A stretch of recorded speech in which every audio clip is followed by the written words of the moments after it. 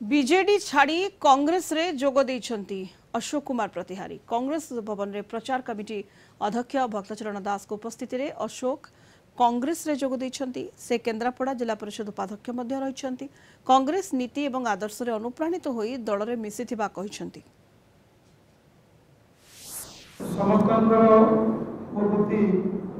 आंतरिकता और सहयोगिता सहित कांग्रेस दल विशेष भाव में भक्तबाबू उद्यम एवं आदर्श चिंताधारा अनुप्राणित आज कांग्रेस दल में सामिल हेली। निजक बहुत धन्य मन कर खुशी व्यक्त करुच्ची। कांग्रेस नीति आदर्श आगक रही साधारण जनतार काम करने निश्चित भाव में मोर क्षेत्र आहरी विस्तारित हेब।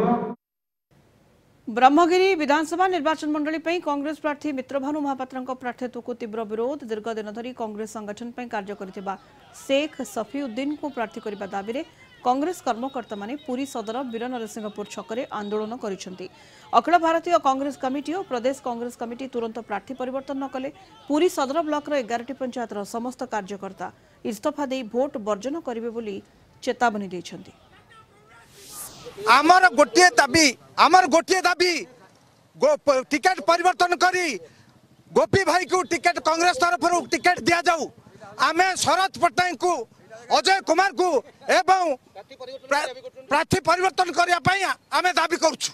आमे जदि परिवर्तन न करा जाए आमर जेकोसी पदवी अच्छी दल रही किंतु पदवी इस्तीफा देबू।